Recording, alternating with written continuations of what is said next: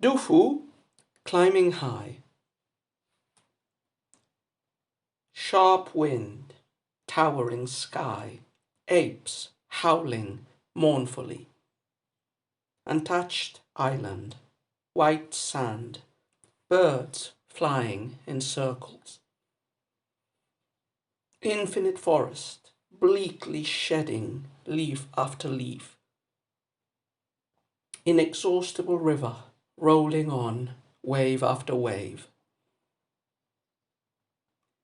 Through 1,000 miles of melancholy autumn I travel.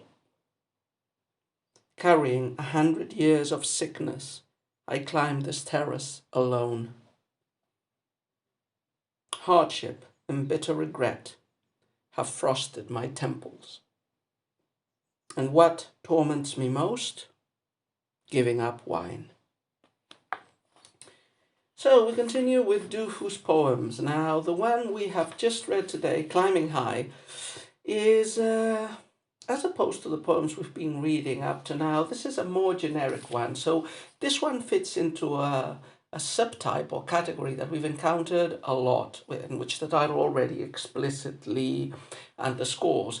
Climbing High. Lots of Chinese classical poems are about scholar officials climbing an elevation. This elevation can be natural, like a mountain or a high terrace, or it can be man-made, like a tower or some sort of structure. And, this is a very common topic in Chinese poetry. The vertical elevation is equated, and the enhancement of sight that is achieved by being situated in a high place. This far sight is equated with insight.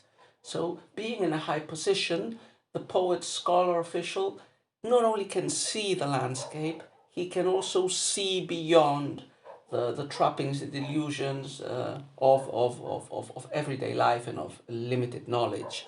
That is, this sight is an insight. It's an insight that is philosophical or personal.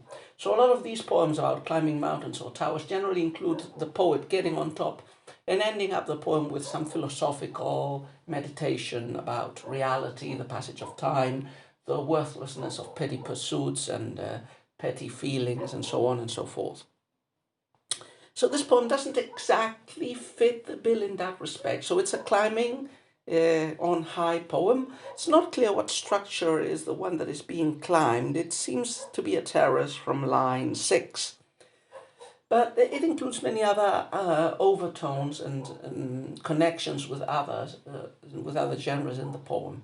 Of course, like most climbing high poems, there is a landscape element to it, because we get a description of what is seen from on high, which in this case is purely nature. There's also a seasonal element, because the season in which the poem is looking out from what he describes is autumn. And remember, autumn, it's never accidental when a poem is set in autumn, because autumn is the preferred season of most classical Chinese poetry because of its sad, melancholy overtones. It's the season of decline, still amidst beauty, and of impending doom and decadence. So it's the melancholy, sad setting, and it adds that sad, melancholic overtone to whatever is being said, reinforcing that message. There's a traveling element. It's not underscored a lot, but we get an element basically from line 5, that the poet has been traveling. And remember, traveling like autumn appears in a lot of Chinese poems, and it automatically implies and creates an atmosphere of gloom, of pessimism, of sadness. Traveling is never, you do not have Chinese classical poems, for the most part, that express wanderlust, this pleasure in going to places and seeing things. The scholar official is very attached to his group of people and to his family, and he considers traveling around a very vast empire, at best as a lesser evil, but never as a good. So that hammers in the sad, melancholy tone of this poem. The passage of time, that appears a lot in poems about traveling and in poems about autumn, but it's also explicitly presented here, and this connects more with what we are used to in Du Fu's poems. In a lot of Du Fu's poems, especially the late life poems he wrote, there is a description of the physical ailments that he is experiencing and in his aging. Now, a lot of classical poems are about aging. It's a conventional topic. Du Fu generally makes it, very personally felt and connecting it with national problems, which is not the case here. There doesn't seem to be a direct connection with the nation's ills.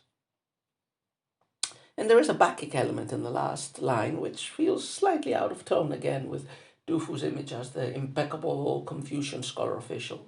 The thing he most laments is not being able to drink wine. I imagine he would lament other things more than that. Although that might be, a sincere line about, his enjoyment of wine in moderate quantities and one of the few pleasures that a sick old scholar official out of office might enjoy. Okay, then, so let's take a look at the poem couplet by couplet as usual. One of the things that is easy to notice in this poem in the translation is that the parallelism is, very, very strictly enforced. So, as you've probably noticed when you heard me reading it, there's a very strict parallelism, and you have like these sets in each line, in at least the first 4 lines, you have these, like adjective, noun, adjective, noun, adjective, noun, adjective, noun, adjective, noun, adjective, noun. No. That's the first couplet. And the second one, you have adjective, noun, and adjective, verb, and repetitive object. Yeah. So, for example, first couplet, sharp wind, towering sky, apes howling mournfully. Untouched island, white sand, birds flying in circles. So the first couplet starts not by telling us of any climbing or in any elevation. It starts, you could say, in media res. Probably the poet has already climbed whatever he is intent on climbing. He's taking a look at the landscape, and what does he see? So the first couplet gives a very generic, very unspecific description of a landscape. So we don't quite know either where we are or when. So the first line, sharp wind, towering sky, it focuses on aerial images. So the poet is probably looking up. He's feeling the wind blowing. That's a tactile impression. Towering sky, that's probably visual. He's looking up and seeing the sky far, far away. And then we have an oral impression, a sound. He hears apes howling mournfully. Apes. This would probably locate us in the south of China, and it's a conventional sad sound in landscape, in natural landscape surroundings in the south. So the structure is adjective, noun, noun, verb, adverb. Yeah.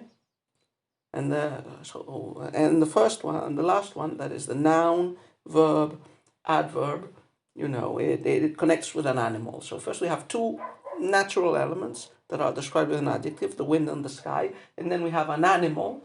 The animal is not described, it's the sound that is described through a verb of action. The animal is doing this, and we have an adverb. What impression does this action create? And this parallelism is kept perfectly in the second line. Untouched island, white sand, birds flying in circles. So again, adjective, noun, untouched island, adjective, noun, white sand, and again, an animal doing something, and the action described with an adverb or an adverbial-like expression. In this case, it's a prepositional phrase in English. Birds flying in circles. So in this case, the last image is visual. In the second line, all images seem to be visual. The island, the sand, and the birds. So we get a natural landscape. As I said, we see the sky, the wind, we hear the sound of the apes. In the first line, the poet seems to be looking up. In the second one, he seems to be looking down. From on high, he sees an island, probably in a river. No, he might be in the coast, but probably this is the Yangtze. This is probably an island in the river. He sees the white sun and he sees birds around it. So, scene of nature could be almost anywhere, and it still does not convey excessive melancholy, except for the apes howling, perhaps. Second couplet. Infinite forest, bleakly shedding leaf after leaf. Inexhaustible river, rolling on, wave after wave. So again, we have a similar structure here. We continue with landscape description. Now the landscape is forests and rivers. So it points at I wouldn't say more specific than in the first couplet, but it pictures what are conventionally felt to be the natural spaces that are sung in poetry. That is, mountains and rivers are the two words that I use generally as a metonymy for nature. So the poet keeps looking at nature. Now basically he focuses on the deep forests that surround him and on a river that is flowing on and on. And again, the structure pretty parallelistic. You've got adjective, noun, then you have a verb, or perhaps the verb is reduplicated. In the first line in the English translation, there's an adverb going with the verb, not in the second one. And then noun after noun, so repetitiveness. Infinite forest goes with inexhaustible river, bleakly shedding with rolling on, and leaf after leaf, wave after wave. So the image shows us, this clearly points towards autumn. Autumn still has not been mentioned. The word autumn will appear in the fifth line, but clearly we have the elements of autumn here in the leaves. So there's an infinite forest surrounding the poet from on high. He can see a big forest, and he can see the leaves are falling. So this is autumn, and falling leaves are a sad, melancholy view, just like the howling monkeys are a sad, melancholy sound. It connotes autumn, but it connotes the passage of time, the end of the year, the creeping autumn.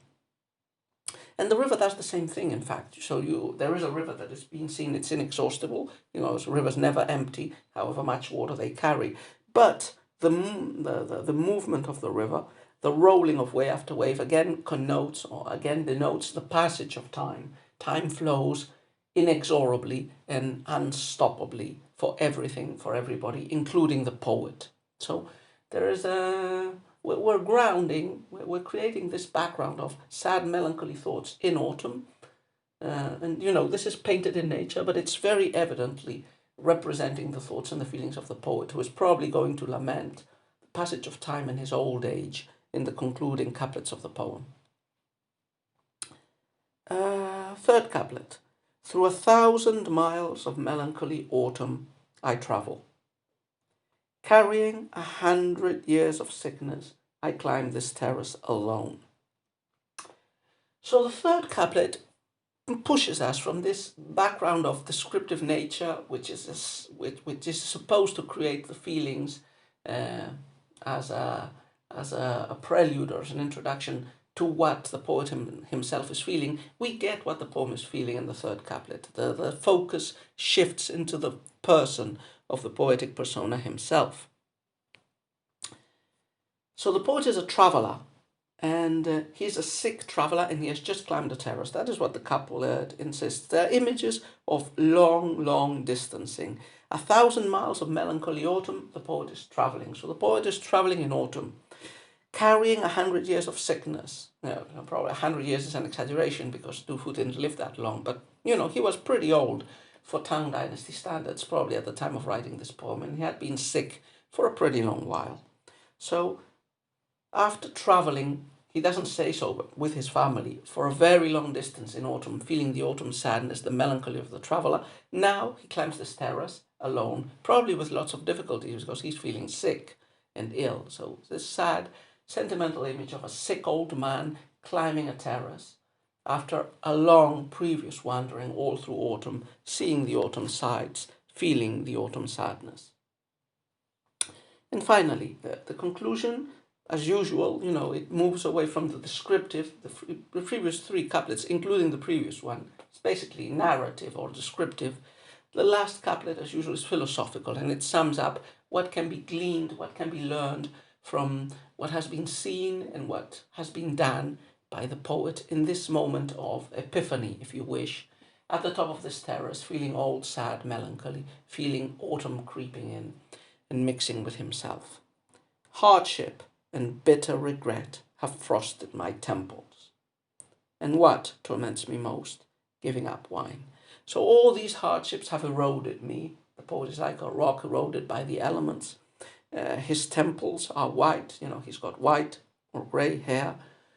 This whiteness, greatness has been produced by the passage of time, but has been probably accelerated by the hardships and miseries that the poet has experienced, mostly related to his problems or his lack of success in his official career, but also related to his personal problems and his health issues. Finally, the last line, as I said before, it feels a bit jarring. The poet says, well, what do I lament the most? What is making me suffer the most right now? Giving up wine. So I don't know why the poet is supposed to have to give up wine. I think I read somewhere that Du Fu suffered from diabetes in his old age. I'm not sure. Perhaps Chinese traditional medicine and doctors, which Du Fu might have consulted, might have forbidden him from drinking wine. You know, wine generates a lot of sugars. It's very bad for people who suffer from diabetes. Anyway, whether it be because of health issues or money reasons, perhaps, he's so poor he can't purchase wine. For whatever reason, he can't drink wine. And yet, although he isn't a particularly Bacchic poet like Li Bai or like Tao Qian, we might imagine that wine and wine drinking, whether alone or in company, might have provided some solace. One of the few things that poet could still enjoy in his old and infirm age, with all his sicknesses and with all his preoccupations. It was the only evasive tool that he might still be able to access to and enjoy in his old age, but somehow it seems he can no longer, for whatever reason, consume it. So it gives it a very big centrality in the poem, putting it in the last line of the last couplet. Anyway, the whole poem, as I said, is a melancholy, sad recollection at the decline of a person in his old age, patterned, mirrored by the decline of the year, by the yearly fall of the season and the decline of autumn. So quite a nice, sad, melancholy poem, as usual, in Du Fu.